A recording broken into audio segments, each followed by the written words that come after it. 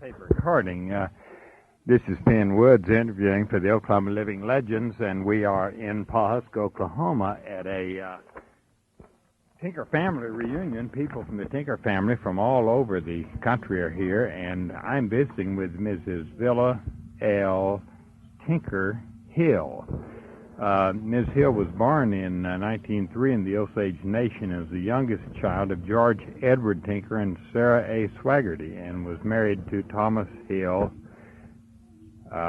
And her uncle Ed was a pioneer newspaper man. Was that Ed Tinker? Was that her father? Oh, it's the parentheses. Uncle, I presume, is that people called him Uncle Hill. Uncle Ed. Everybody called him Uncle Ed was her father, and was a pioneer newspaper man, and was the first newspaper publisher in Osage County, which was called the Washash News, or the Osage News. And we'll be talking with Ms. Hill about things she remembers about her family and about her own background as well as her family background. Ms. Hill, I wonder to begin with, why don't you were born in the Osage Nation here. Were you born in Pawhuska? Or? Yes, I was born down Main Street, about 2 blocks from where the First National Bank building is. Now, what are some of the first things you remember about Pawhuska? What was it like when you first came here? Well, it had where the Triangle building is now. It was just an open lot, and it had a bandstand in it, and the streets were not paved, and when it rained, there was mud ankle deep, if not knee deep sometimes. You could hardly get across the streets, and but we seemed to all get along all right. But I can remember back when I was 2 years old, things that happened. Why don't you tell some things you remember? Well, I can remember my family would go on hunting trips every fall for a couple of weeks, and the first that I can remember is the hunting trip they went the September that I was 2 years old. And I had to go in. I wanted to go into the tent to my little potty chair, and Mama sent me in there alone. There was a great big tarantula in there, and I came running out screaming that big spider. I can remember that as well as anything. That's one of my earliest recollections. And then the house that I was born in it was just off of Main Street on that second street down from where the bank is now. My family moved when I was about a little over a year old to a new house that my father, I guess, had built down where later they had the Union School in Pawhuska. He sold that property to the city and to build a school. So, but I remember that house, and we had a high porch and steps, and we had a hammock on the porch, and I used to swing in it. And I can remember all those things clear back when I was that small. But then once when they had a girl who was taking care of me, about 16, and I was swinging in the hammock, and she went inside the house to get something, and it was raining. We were standing out there on the porch watching the rain, and had a big bolt of lightning and thunder, and that lightning hit the big tree right by the porch and threw me clear out into the yard.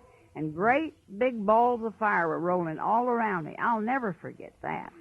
And for years, I had bad headaches and things that they had to treat me for. And those are my earliest recollections of life. Then in those days, there were lots of bank robbers. I guess that's what you call them. And they were all people that everybody knew, but they just didn't get caught or something. But I know that many nights my father was called on posses to go out to hunt somebody that had committed some sort of crime, because they had very little law except one of the federal, it was a United States Marshal in the territory, you see, and he would deputize a bunch of men to go hunting these people. I can remember those things. Do you remember any of the bank robbers who were well-known names of the people? If I can think of them now. if some of the names were named to me, I probably. Well, of course, and then later I remember Kimes, Matt Kimes. I was right over there in the confectionery across the street, where he was, and I was watching. In the fairground.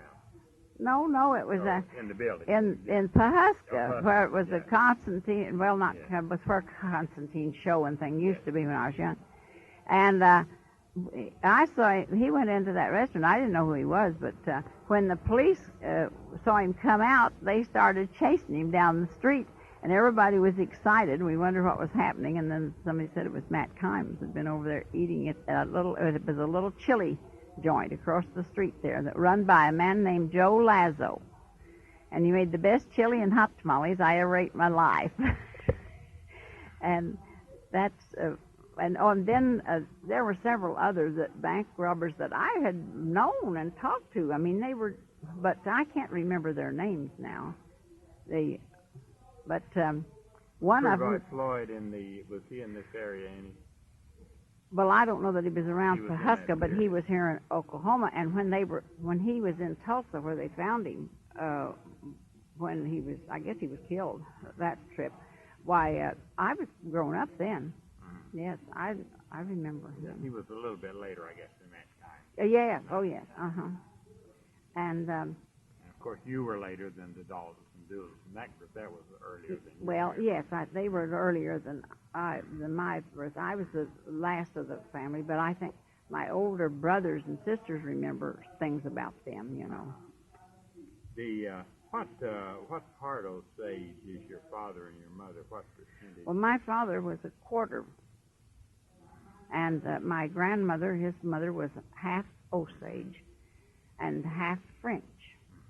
But neither one of her parents were full-bloods because each one of them was half Osage and half French. And the third line back were two men who had come up from the Louisiana Cajuns, the French-Canadian French people, so that we are descended from the French-Canadians on that side, the ones who were expelled from Canada by the British. What about your mother? Well, my mother was from her grandfather, came out west the Civil War time. He was from Kentucky, and he came west with his wife and two children because he refused to fight for slavery. Oh. He didn't believe in slavery. And his father was quite a well-off man, I understand, and he disowned him, so that my grandfather never had any inheritance from his family. But he was a farmer and raised a family out here. Their names was Simmons. And my grandmother was their daughter, my mother's mother. And my grandfather on that side was an itinerant minister. And he came out in this part of the world and married my grandmother, and he only lived 2 years. My mother was a small child when he died, so I never knew anything about him. Where was General Tinker in relationship? He's my eldest brother. Oh, he is your eldest brother. Mm-hmm. Why don't, we'll talk about him a little later. We want to, while we're talking. Why don't we talk a little about the newspaper as you remembered it? Well, I don't remember it. I wasn't born yet when he had that. And by the time you were born, he no longer had the newspaper. No, but I heard him tell many things about it, and he printed an article I don't know exactly what it was, but anyway, it was telling something that the superintendent shouldn't have done or something, and so I don't know, the government closed down his paper for about 24 hours, and Dad printed the top on the paper. He printed, "Tell the truth and shame the devil." That was his motto, and he told the truth, and then got his paper shut down. But then a little bit later on, he sold out, and what about the history magazine, the Osage magazine that they published? Well, my father also published a magazine too, but It was, I can't remember the name of it, but it was lovely. I remember as a child, a young girl, 12, 13, getting those magazines out and reading them, but I don't know what happened to any of them. There's one in the museum down here, I think, now. Do you have any of them? No, I don't, unfortunately. But now the Oklahoma history was, I think I was about a teenager when that came out, and my father, I have the steel plate that his picture was taken from to put in that Oklahoma history, but I don't have a copy of the history, which I would love to have had, but I don't have. How many children were in the family? My mother and father had 10 children. Yeah. 6 of us lived to be grown. I see. And you were the youngest? I was the youngest. What about the schools? What do you recall, say, in your elementary school? What do you recall? Well, a lot of things. I first went to school down on South Main Street where the old Catholic Church sat, an old wooden building, and they had a little school connected with it. And they had what was in those days called chart class, which we call kindergarten now. And I went to that, and they had a braille chart, and they turned these pages, and it was A is for something, and B is for something, and, and then we'd have to say it and learn our letters and learn to read that way. And then John Joseph Matthews, who wrote the Osages and many other books, about our tribe, he was one of the big boys at the school. And on Friday afternoon, we would always gather in one room and sing and things. And Joe would always want me to come sit by him. I was about 5 years old, and he was about 12 or 13, 14. And I was bashful, and I wouldn't say anything to him. And when we'd sing school days, he'd try to get me singing. I wouldn't, because he said, "I love you, Joe." So I teased, he teased him about it all the rest of my life, and he teased me.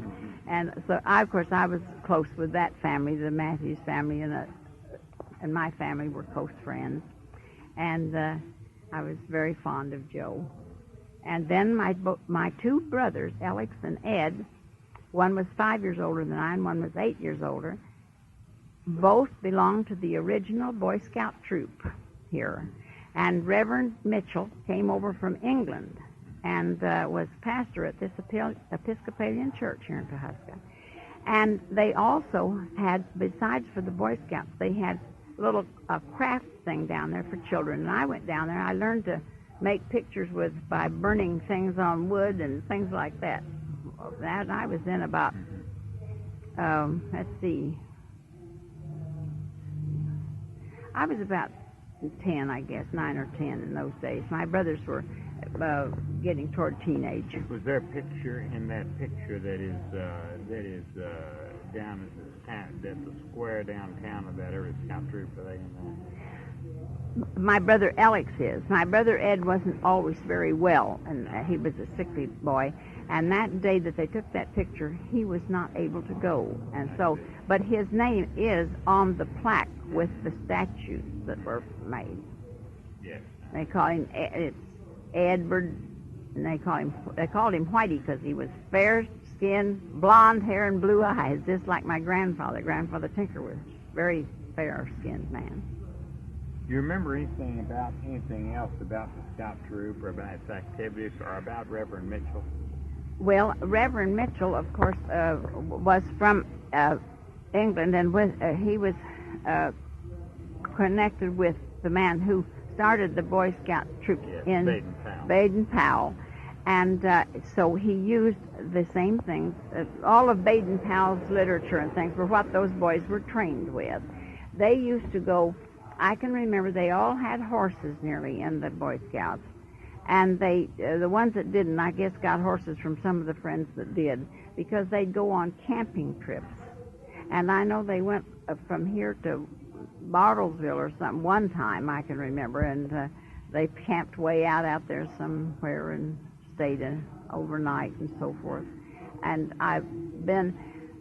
we lived out north of Pawhuska on about 40 acres there, and there was that big hillside up behind our house that I played in all the time, and those boys had a hideout up there or something, and of course they would come out there, and I would follow them around. Everywhere I go, my brothers would throw rocks at me or something. And Joe McGuire was very good to me. He was one of the older boys in that group, and he was very nice and protected me from my brothers. And those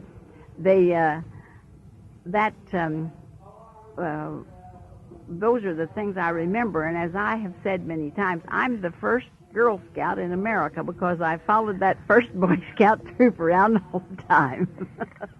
Now, those two brothers are both gone. Yes, all three of my brothers are gone. Joe McGuire was the last survivor of that group. Yes, I did a tape. No, no. He lived here.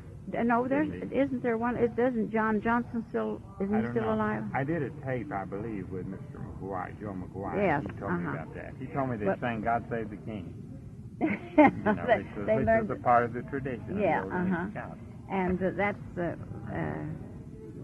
was of course Mr. Mitchell, Reverend Mitchell was a British subject. And this was chartered. This troop was chartered under the British Charter, right? Yes. Because there was no American. They had quite a time getting when the other Boy Scout troops started up. We had quite a time for several years trying to make them acknowledge that we were the first. Which other scout troop? The first. But that we were the very first scout troop in America, right here in Pawhuska, Oklahoma. Now? Oh yes, it has been acknowledged. I can tell why we're on the Boy Scouts. I'll tell you something else. I took a trip to England. I took a trip to Europe in 1933, and when I got to England, a cousin and I were together, and the men that we were with, uncles and so forth, were doing business, and we were seeing all the museums and things. And I said, well, I want to go to the Baden-Powell Museum, place where they got all the Boy Scout things. So we went over there. And when we got there, I went in and I said, well, I want particularly to see this because my two brothers belong to the scout troop that Reverend Mitchell started. Well, the red carpet was rolled out, and we had a really great attention and a lot of fun. I hadn't meant to cause a sensation. I only wanted to get in there and see the museum. And that there's something else interesting about Where is that museum? It's in London. In London. In London.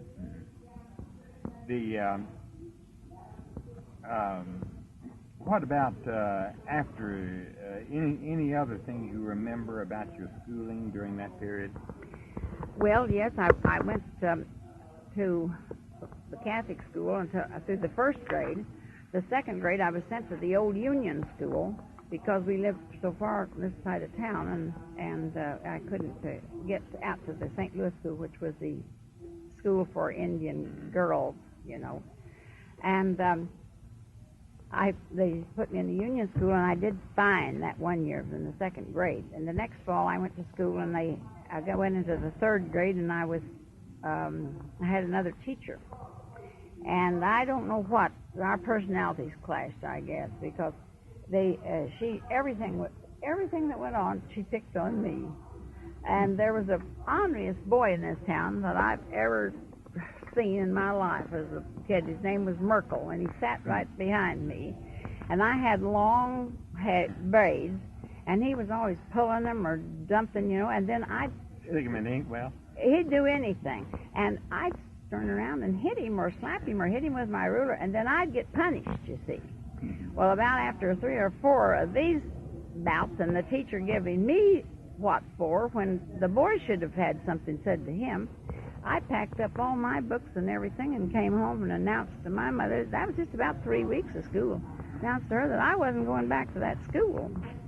So she said, well, wait till your father gets home, we'll see. And when Dad got home, I heard her tell him, she said, well, Villa came home and said she's not going back to school. And she said, I don't know what we're going to do. And Dad said, he didn't say anything and went on, and I guess finally it was about supper time, and Mama said, well, are you going to do anything about that child? And he says, why, no, I'm not going to do anything. Why? She says, well, she said she's not going back to school. He says, well, if she said she's not going back, I guess she's not going back. And she says, what did she say she was going to do? And Mama said, well, she says she's going over to the Catholic school. And she says, we can't take her back and forth every day. In those days, you had to drive a buggy clear across town. They could, if you'd let a hired man go to take me to school every day, you wouldn't have gotten any work done all day. So I said, well, my father asked me about it. I said, well, I'll stay over there all week. I'd rather stay over there all week. I won't go back to the public school. So they let me stay, and I came home on weekends, and that was as best I remember, we had an awful flood that year, and I don't know whether it was the big one.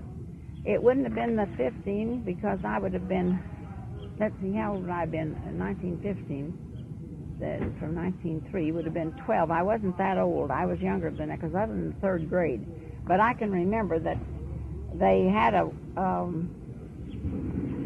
flood and the bridge went out, and whatever year it was, and they had I guess that was later though. I was over there in school. I guess it was the 15 flood when I was over there because I was in school over there then too, because we'd been to Colorado and stayed a couple of years and then come back. And that bridge over Bird Creek down in the center of town, west side, had gone out, and they had to make that low water bridge that we used, and then they made a swinging bridge across there, and I had to walk across that to go to school, and I'll tell you, that was spooky. It was just kind of flat things, you know. And those are the things I remember most about my school days here. Then when I was in the 8th grade, I went away to school to St. Mary's Academy out of Kansas City at Leavenworth. Now, after you, when you did you stay here after? When were you married? Well, I was married. Oh yes, I was grown up. I had been serving with the government over in Europe and all when I married my husband. That was in 49. Oh, I see. Now, you went to. I'd like to get some reminiscences of your father and also things you remember, and also of your brother. Why don't we talk first about General Tinker? Things you remember about him. Now, he was several years older than you, wasn't he? Oh yes, he was grown up he was a big boy when I was born. How old was he when you were born? He was about 18 when I was born, I think. Where was he then? What was he doing then when you first remember him? Was he in the Air Force then? He was still going to school. Oh, heavens, no, he was still going to school. And he went to Wentworth Military Academy. And I went up to his graduation with my mother, and I was about 5 years old, something like that, maybe 4, because I was a small child, and my brother was crazy about me. He used to carry me around around his neck. You know, he sent his home, ride me around his neck, and he really just was. And he called me Bill. My brother called me Bill from the time I can remember. And anyway, my mother and I went to the graduation, and I can remember that Missouri River was they had awful storms, and it was up clear to the bridge, and it was the awfulest dirty, muddy water, and we had to take a ferry across that to get across to where the school was. And it was quite an experience for a little child like I was. It was kind of scary. And I can remember that. And then I remember when we got near the school, my mother said, now why don't you hide behind me? And they wore big full skirts, so them did long to the ground, and said, brother won't know whether you came or not. So she walked along, and I was hiding behind her, and here come my brother, just tearing when he saw Mama coming, you know. And he said, Mama, didn't you bring the baby? I can remember that. Then I jumped out from behind, and then he grabbed me. See? That I can remember. Those are the things that stand out in my mind of my childhood. When was he commissioned in it would have been the Army Air Corps, wasn't it? Yeah, well, he was in the infantry for many years before he got in the Air Corps, and it was the old Air Corps when he joined. He was commissioned in the Air Corps. I was with him and his wife and family going to school in California, and he lived at Riverside, and that was in, let me see,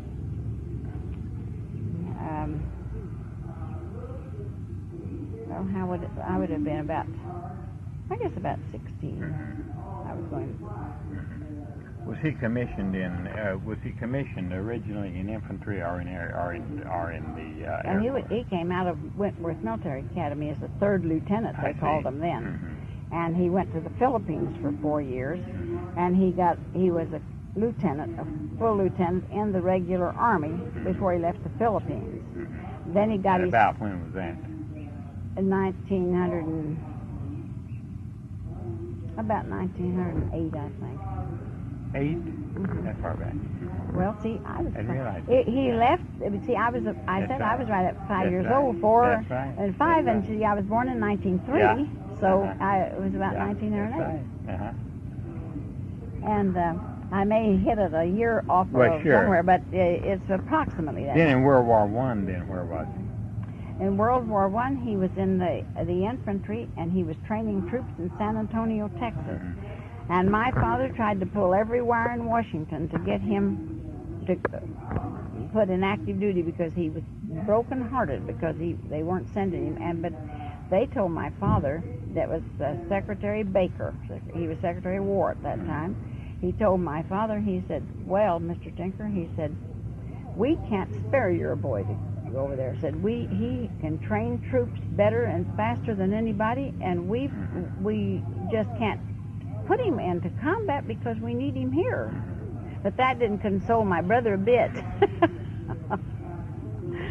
And then he was commissioned in he put in for a commission in the Army Air Corps when I was in California with him. I told you I was around 16 then, and that should have been what?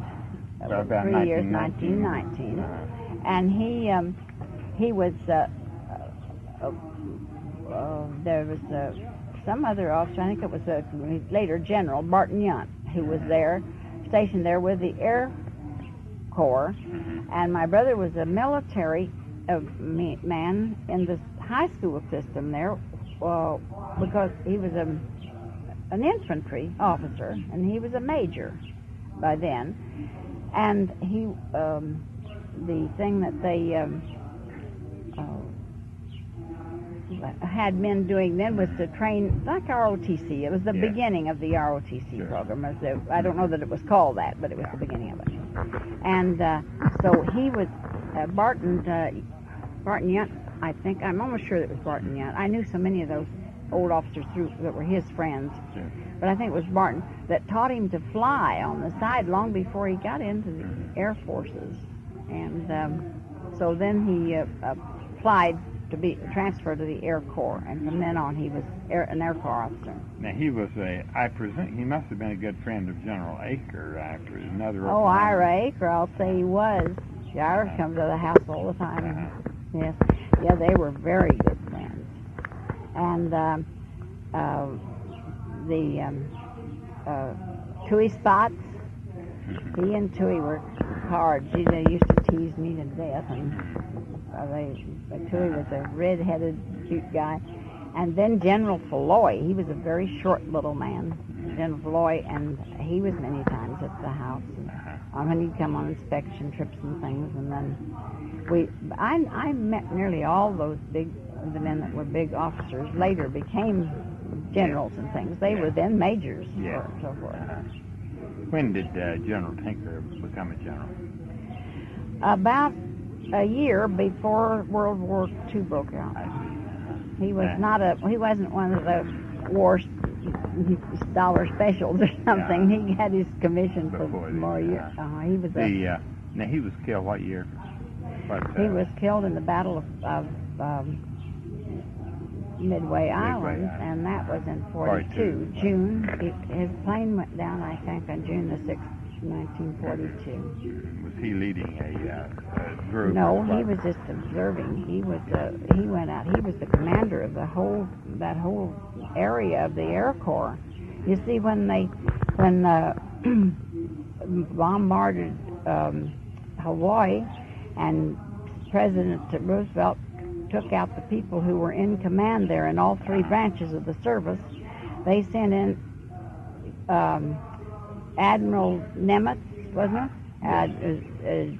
General Emmons, Yeah. and General Tinker. General Emmons was head of the entire Army thing, I think it was, and General Tinker was in charge of all the Air Corps.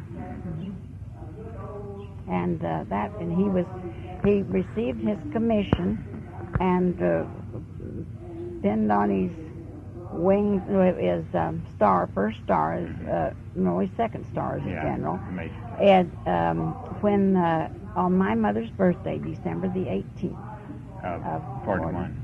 41, and then he was lost in 42. Yes. They were ordered over there in the early December, and he flew either the 16th or somewhere like that, and on the 18th. I can remember it so well because it was my mother's birthday. I'd like for you to recall any stories you might remember on General Tinker, either personal experiences like you mentioned, or stories that you have heard, through either the family or through some of the other people, things they have told you that were interesting, funny, unusual, something of a... Well, there's a raft of those, I'll tell you. But some of them, I'll tell you some of my personal experiences with him. And when I was 14, we were visiting. At that time, he and his wife were stationed at Presidio in San Francisco. And his wife was expecting their second child. And my mother and I went out there to stay with him for a while. And so my brother got up very early every morning and went down to his office and around the base, kind of thing, checking on things before he'd come home for breakfast. So he'd say, "Don't you want to go with me?" He wanted me to go with him. So I would go.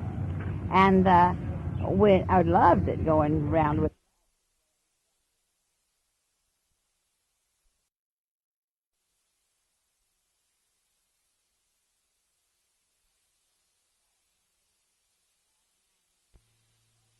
my mother and I went out there to stay with him for a while.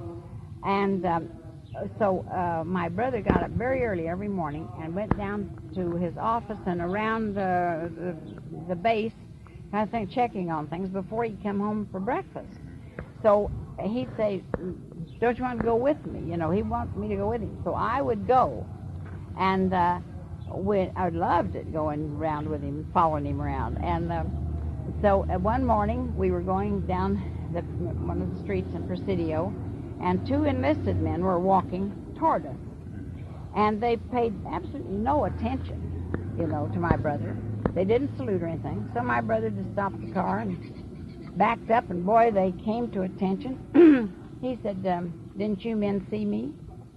And they said, "No, sir, no, sir." Well, he said, "Now I tell you, I want you to be more alert. Because," he says, "I don't care that you didn't salute me, but you're going to one of these shave tails around here is going to put you in the guardhouse for not saluting." So that's the way he disciplined these men. They all loved him. And another thing that he did later on in life, when he was at March Field, and he was in command there, the government would allow the men to take a plane if they went within 500 miles of the flagpole, my brother called it, 500 miles of flagpole. So one young lieutenant had a girlfriend or something over about 400 miles away, and he'd fly over there every chance he could get. Well, he'd come back late. He wouldn't get back till Monday morning. And he was supposed to come in Sunday evening, you see. And so this, about the third or fourth time this had happened, they came in and reported that he wasn't back with the plane yet, and it was just, I guess, right after my brother had gone to his office. And he said, get Bird of Prey ready for me. I'll take off in 10 minutes. Bird of Prey was always his plane. He always called it. He had about 9 or so birds of prey. That was always the name of his plane. And he went down and got in this plane and took off to where he knew this young lad was.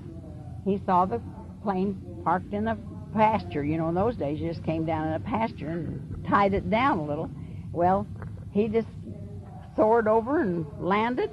He went over to the airplane and took out his pad and pencil, and he said, the young man had called in and said the weather was so bad he couldn't get in there. He wouldn't be in till afternoon on Monday. All right, my brother just said, when the weather clears over here, come on in, General Tinker, or Major Tinker it was then, I guess, or Colonel Tinker. I don't know which he was at that time. But I'll tell you, that lad got back there to the base, and they said he said, oh, has the general called me in yet? Has the general called me in? No, said they didn't ask for you.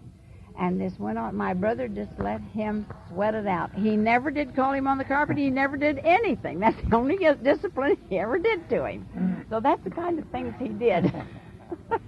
And his men loved him. Yeah. They were crazy about him. That was good. So you did anything else over there? Yeah. It never, that would teach him a lesson. Yeah. So it scared the boys to bed. I guess for 3 weeks he didn't know whether he was going to be court-martialed or what he was going to be. So that's the way he did, though. And his men just loved him. And he had a little way of, I could always tell, when he was getting a big kick out of these things he done, because he would just have a teeny bit of a smile and his eyes would just twinkle. And I used to get an awful kick out of the things that he would do to people like that. And then his son was a lieutenant colonel in the Air Forces during World War II, and he was lost in the Battle of Midway. That was Buddy, we called him. That was he was Gerald. Let me see, not Gerald. That's his living son. Buddy was Cassette Tinker Jr. Of course. He'd have been your nephew, but pretty close to your age, wasn't he? No, he was when I was there with him going to high school. He was about 3 or 4 years old. Oh, yes. Mm-hmm. So it must have been about 12. Yeah, I think I was around 12 when he was born. Mm-hmm. And then his daughter was that we were in San Francisco when she was born, and she was about 15 months younger than he. Then they didn't have any other children for many years, and then he was stationed in England as air attaché on the ambassador staff, and they had their third child, which is Gerald Edward Tinker, and he's lives in California. We call him Tim, though. Nicknamed Tim, but he's still living. And any of them come here? No, they didn't come. He couldn't get off from his work. He's a pharmacist, and he has a couple of pharmacies under him, and he just couldn't get away. And my niece lives in Florida, and she has a husband who isn't too well, and she doesn't really go too far away from him most of the time. So none of them are coming. Think of any other stories about the general? His widow is still living, and she's who's this? General's widow. Oh, the general's widow is still living, and she's about 84, but she's very active, very alert, and. But she did not come. No, no, she didn't. She married again about 8 or so years after my brother was lost. She married another Air Force officer, and her name is now McCormick. But she's had a wonderful life with both. She was married to my brother about 27 years before he was lost, and she lost this husband after, I think she was married 24 years to him. So that's some kind of a record in this day and time. And, well, especially when there are so many divorces and things that you don't see people staying together like they used to. And then, of course, there's innumerable stories about my father and things that I don't know if I could even remember any of them. But try to think of some. Well, he disciplined us more or less like my brother disciplined these men. my father never punished us. He just certainly didn't me. And but he would tell you little anecdotes, little stories that were supposed to impress you with what was right and what was wrong to do. And some of them were very interesting. And it's hard to just remember them right off. But most of our discipline through my father was by telling me a story about something. And then I was listening close, and then it would dawn on me what he was doing, that he was showing me that wasn't the right thing to do, or that this was the right thing to do. My father had a wonderful sense of humor, and he and I were very, very close because I was the last one at home with him. And I stayed, and through his illness, I looked after him and everything, so that we were very close. And of course, my mother had been gone for a number of years. She was hurt in an automobile accident, and she lived about 3 years, but she didn't survive. And she wasn't really herself after the accident. She was practically bedridden the whole time. My older sister, Genevieve, is the only one living besides me of our family, and she lives in Denver. But she will be 90 years old day after tomorrow, the 31st. She didn't come. Oh, no, she can't. She's blind. Oh, she is. Mm-hmm. And she doesn't feel that she's sturdy enough or steady enough to go out. She won't even go out places to eat anymore because she says she feels so uncomfortable she can't. You know, she lost her eyesight so late in life that it was too late to really learn Braille or anything like that. But she gets the books for the blind, the ones that are taped and things, and she's amuses herself. But she was a person who liked to work, and she sewed beautifully, and she cooked well, and of course she raised $6, and she can't do any of the things anymore that that she used to do, and she loved to play cards. She was an excellent bridge player, and she can't do any of the things. So life is a little bit boring to her at times, I'm sure, and there's so little you can do to help. Sure, that's right.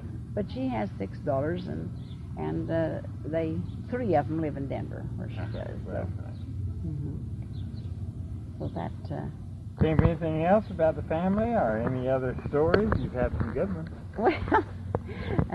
Well, I don't know. I think particularly it'd be interesting anything you think about General Tinker because of the fact that not only because of his own military record as an Oklahoman, but also because the principal Oklahoma military installation is named for him. You know, I think you make where is that? Well, Tinker Field. Oh, yes. Oh, well, that was a big air depot. Sure. Well, there's an interesting fact now that you brought that up.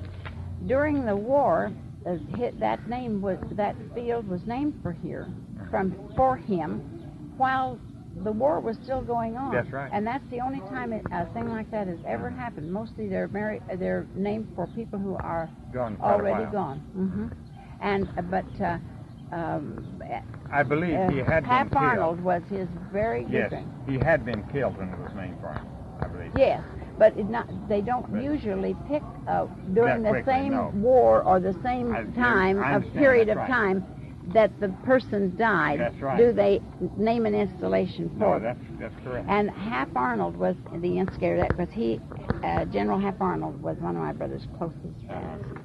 And he instigated that in Washington and got that through.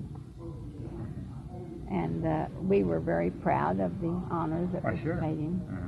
And of course, Hap Arnold is Now, do you want to know a little story about me and Hap Arnold? Yes. All right. When the war was going on, I was called and asked to if I would be interested in taking some tests to be club hostess for enlisted personnel. And I said, well, yes. Of course, after my brother was lost, I didn't want to leave my father for a long time, so I wasn't doing anything for the war. But by that time, I could leave Dad. He was more or less reconciled. And so I told him yes. So I flew to Texas and pass what they wanted to interview me and see if I was a suitable person for the job and so on. Then they sent me to Dallas to take the civil service test, and I was a civilian with the armed forces. Well, now what was I going to tell you? I had something in mind. Oh yeah. So I was 3 years in Shepherd Field, and then they wanted to send me overseas. So I took the assignment, and so I left from New York. I went to New York to board the plane. Well, when we went to board the plane, they handed each of us our secret orders, and they said, these are not to be opened until you're in the air, well in the air. So there were 3 other women in the same uniform as I. I was a club director. They were all 3 librarians. And we wore a blue uniform with sort of a rainbow insignia here on it. And, well, anyway,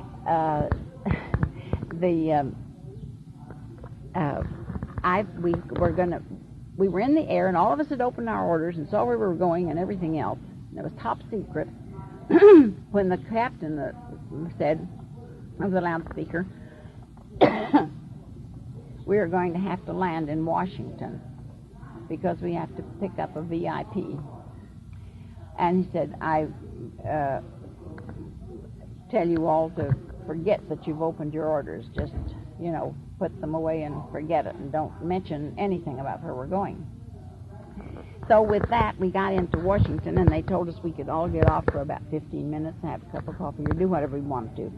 And so I got off, and these other 3 girls and I had been having quite a good time in the week we'd been waiting to fly, and we'd gotten sort of acquainted. And I said, well, I'm going in to call General Arnold and talk to him. And they said, well, have a good time. So, they didn't believe it. And so I went in and called Arnold's office and just told his secretary who I was, and I'd like to speak to the general if he was there. And she said, wait just a minute. And he was on the line in a second. He said, Biddy, that's my nickname. Biddy, what in the world are you doing here? I said, General, it's a secret mission, and I'm sorry, I can't tell you what I'm doing here. He was the head of the whole Air Corps. But we had a nice little chat, and he got a kick out of me saying that I can't tell you what I'm here for. And but the girls then, when I got out, they were having their coffee or something, they said, well, did you talk to General Arnold? I said, yeah. None of them ever did believe it. Not a one of them ever believed that I'd talked to General Arnold. They thought that I had somebody else I was calling, But that was kind of a cute thing. So, and there's another story about. Would you have believed them if it had been? No, I wouldn't have. I'm quite sure, because they didn't know that I had a brother that was a military officer or anything, that had been lost or anything else. But those 3 girls and I, the nights we were waiting for our ship orders, when we were out at this camp near New York somewhere, and I can't even think of the name of it now. And we went every night somewhere to have dinner or do something. And one night we went to a smorgasbord place, and they had a.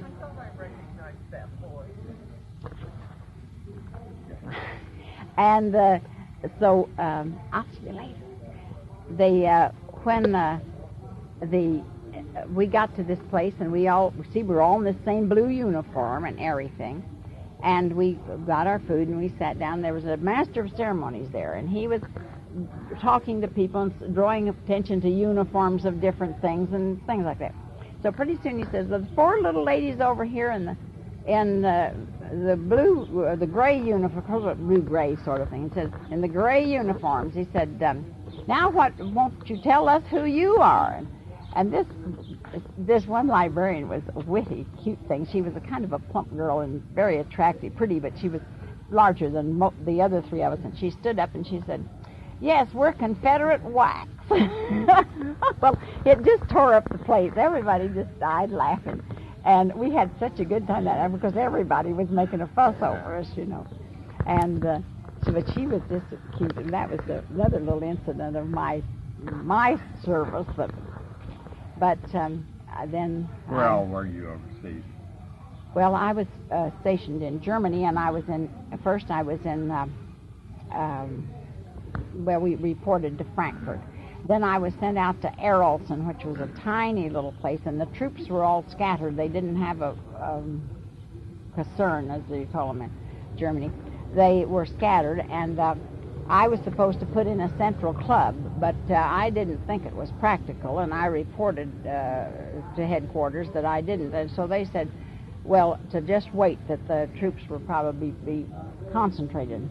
So they said, in the meantime, you do what you can for the day rooms, and the men like that for their day rooms. So I had quite an experience with the supply sergeant, who was just about the guy that ran the whole company, if you know what I mean. Because he had been out in China with I was in the 3rd Division, by the way, which was the most decorated division.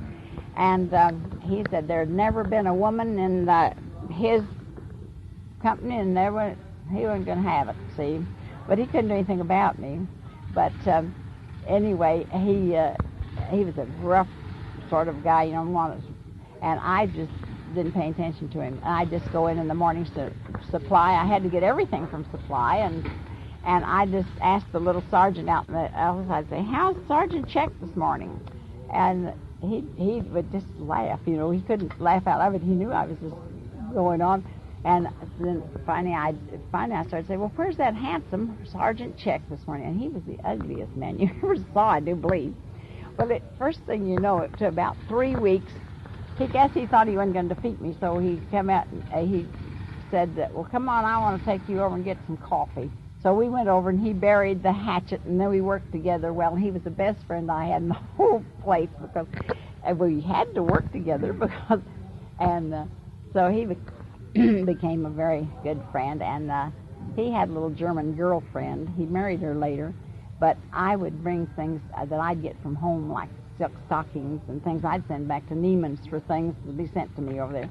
And I'd take him a pair for her, or I'd take him something for her all the time for a gift. And boy, he thought I was just all right after that. And but we moved then from Erelson. We went to Wetzlar. I put in a central club at Wetzlar, and I served the first hamburgers in Germany to our troops. And I got my fresh meat from Wesson. It was brought over to me, and then I had to teach the Germans how to make a hamburger bun. They weren't exactly like the ones over here, but they served the purpose. Their dough was a little different from ours, but we got a bun made that the boys loved it anyway. And but it was fun working with this German. Now you stayed over, or you were working overseas after the war too. What were you doing there? Well, I was there. This was just at the end of the war. I went over, and then I stayed over there. You stayed over there until my father then had a heart attack, and I asked for a 90-day leave of absence to come home. And when I got home and found that he was as bad off as he was, I resigned my civil service commission. I wouldn't leave him. And I stayed with him then. He lived 6 months. I see. And then after he was gone, I was nearly worn out. I was awfully tired when I came home from Europe, just worn out. I worked 16 and 18 hours a day over there. And you had what fun you had it while you were working, And so I decided, I just stayed right here in Pawhuska for several months and tried to get over the flu and everything else. And that's my husband. I'll see where I am. No, I... My husband just looked here to see. He didn't know where I was, I guess. Yeah.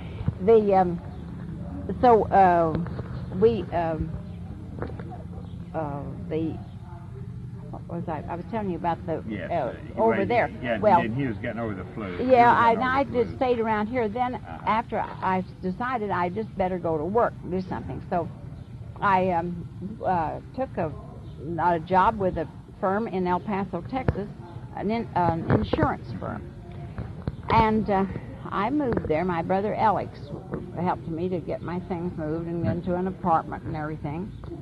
And I thought I was strong enough to start working again. But evidently I wasn't, because I just collapsed in a heap one day. And the doctor, I happened to know a doctor there. My niece and her husband were very good friends with a doctor who was a specialist for women. And women's troubles, and he said, well, was just exhausted. That was the only thing he could say was wrong with me. I was just exhausted. And so he said, I don't want you to work. And so he said, can you just quit that job? And I said, well, yes, I might not live as high as I would if I had it, but I can quit it. So he said, well, just do it. And I said, well, for how long? And he said, well, when you feel well enough to go back to work, you'll know it. So I stayed away about 6 months and just did nothing. And so then one day I just felt like I'm just sitting here, this is boring, you know.